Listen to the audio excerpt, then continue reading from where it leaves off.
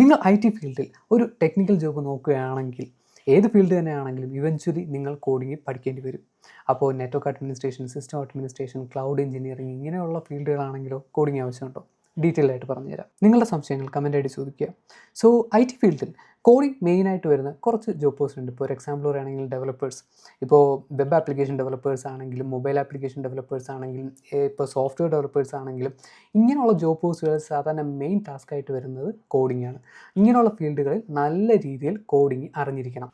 അതേ സമയത്ത് ഇപ്പോൾ network administration, system administration, cyber security, cloud engineering ഇങ്ങനെയുള്ള ഫീൽഡുകളിൽ കോഡിംഗ് വേണ്ടി വരത്തില്ല എന്ന് നിങ്ങൾ പല സ്ഥലങ്ങളിലും കേട്ട് കാണും. നിങ്ങൾ ഒരു ജൂനിയർ എഞ്ചിനീയർ ആയിട്ട് ചിലപ്പോൾ ഒരു കമ്പനിയിൽ കയറുന്ന സമയത്ത്, ഈ പോസ്റ്റുകളിൽ ഏതിലെങ്കിലും കയറുന്ന സമയത്ത് ചിലപ്പോൾ നിങ്ങൾക്ക് അത്ര കോഡിംഗ് നോളജ് ഇല്ലെങ്കിലും ചിലപ്പോൾ ജോലി കിട്ടും. ചിലപ്പോൾ നിങ്ങളുടെ ആദ്യത്തെ ടാസ്കുകളിൽ കോഡിംഗ് അധികം കാണത്തില്ല. പക്ഷേ ഇവൻച്വലി നിങ്ങൾക്ക് കോഡിംഗ് അല്ലെങ്കിൽ സ്ക്രിപ്റ്റിംഗ് അറിഞ്ഞിരിക്കേണ്ടി വരും, പഠിക്കേണ്ടതായിട്ട് വരും. എന്ന് വെച്ചാൽ ഒരു ഡെവലപ്പറിനെ പോലെ ഭയങ്കരമായിട്ട് അങ്ങനെ കോഡ് ചെയ്യണമെന്നല്ല പറയുന്നത്. ചെറിയ ചെറിയ സ്ക്രിപ്റ്റുകൾ, ഓട്ടോമേഷൻ സ്ക്രിപ്റ്റുകൾ, അതുപോലെ തന്നെ കൊച്ചു കൊച്ചു ടൂൾസ് നിങ്ങൾ സ്വന്തമായിട്ട് ഡെവലപ്പ് ചെയ്യേണ്ടി വരും.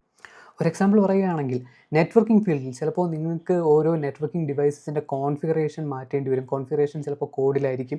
ചിലപ്പോൾ നിങ്ങൾക്ക് എന്തെങ്കിലും കാര്യങ്ങൾ ഓട്ടോമേറ്റ് ചെയ്യേണ്ടി വരും. ചിലപ്പോൾ ഏതെങ്കിലും ഒരു വെബ്സൈറ്റിലോട്ടുള്ള അല്ലെങ്കിൽ സെർവറിലോട്ടുള്ള കണക്ഷൻ അപ്പാണോ ഡൗൺ ആണോ എന്ന് നിങ്ങൾക്ക് ചെക്ക് ചെയ്യേണ്ടി വരാം. നിങ്ങൾക്ക് എപ്പോഴും നിങ്ങൾക്ക് കമ്പ്യൂട്ടർ ഫ്രണ്ടിൽ നിന്ന് ചെക്ക് ചെയ്യാൻ പറ്റത്തില്ല. നിങ്ങൾക്ക് ചിലപ്പോൾ ഒരു സ്ക്രിപ്റ്റ് എഴുതിയിട്ട് അത് പീരിയോഡിക്കലി റൺ ചെയ്യേണ്ടതായിട്ട് വരും. പിന്നെ സിസ്റ്റം അഡ്മിനിസ്ട്രേഷൻ ആണെങ്കിൽ ചിലപ്പോൾ നിങ്ങളുടെ ഓഫീസിൽ ഒരു 500 കമ്പ്യൂട്ടറാണ്. 500 കമ്പ്യൂട്ടറിൽ നിങ്ങൾക്ക് ഒരു സോഫ്റ്റ്വെയർ ഇൻസ്റ്റാൾ ചെയ്യണമെങ്കിൽ നിങ്ങൾക്ക് എല്ലാ കമ്പ്യൂട്ടറിലും പോയി ഇൻസ്റ്റാൾ ചെയ്യാൻ പറ്റത്തില്ല. ചിലപ്പോൾ നിങ്ങൾക്കൊരു സ്ക്രിപ്റ്റ് എഴുതിയിട്ടിട്ട് ആ സ്ക്രിപ്റ്റ് റൺ ചെയ്ത് എല്ലാ കമ്പ്യൂട്ടറിലും അപ്പായിട്ടുള്ള എല്ലാ കമ്പ്യൂട്ടറിലും ചിലപ്പോൾ നിങ്ങൾക്ക് ഏതെങ്കിലും ഒരു സോഫ്റ്റ്വെയർ ഇൻസ്റ്റാൾ ചെയ്യേണ്ടി വരും, അല്ലെങ്കിൽ പാച്ച് അപ്ഡേറ്റ് ചെയ്യേണ്ടതായിട്ട് വരും.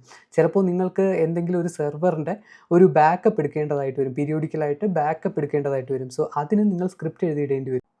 അതുപോലെ ക്ലൗഡ് എഞ്ചിനീയറിംഗ് നോക്കുകയാണെങ്കിൽ ചിലപ്പോൾ നിങ്ങൾക്ക് നിങ്ങളുടെ ഓഫീസിന് വേണ്ടിയിട്ടുള്ള ഒരു സർവീസ് ഡിപ്ലോയ് ചെയ്യാൻ വേണ്ടിയിട്ട്, അതിനകത്തുള്ള എല്ലാ സർവീസസും ഡിപ്ലോയ് ചെയ്യാൻ വേണ്ടിയിട്ട് നിങ്ങൾക്ക് സ്വന്തമായിട്ട് ഒരു ക്ലൗഡ് ഫോർമേഷൻ ടെംപ്ലേറ്റ് അല്ലെങ്കിൽ ഒരു ടെറാഫോം ഫയൽ ഉണ്ടാക്കേണ്ടി വരും. അതിനകത്ത് ജെയ്സൺ അല്ലെങ്കിൽ യാമൽ ഫോർമാറ്റിലായിരിക്കും നിങ്ങൾ കോഡ് ചെയ്യുന്നത്. അതിനകത്തുള്ള റിസോഴ്സസ് എല്ലാം കോഡ് ചെയ്യുന്നത് അതിനകത്തായിരിക്കും.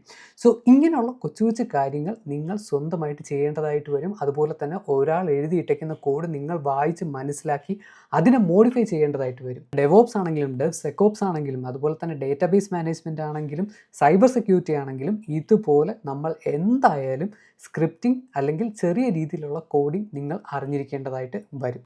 ഇനിയും ഇതുപോലത്തെ യൂസ്ഫുൾ ആയിട്ടുള്ള വീഡിയോസ് മിസ്സാവാതിരിക്കാൻ നമ്മളെ ഫോളോ ചെയ്യാൻ മറക്കണ്ട.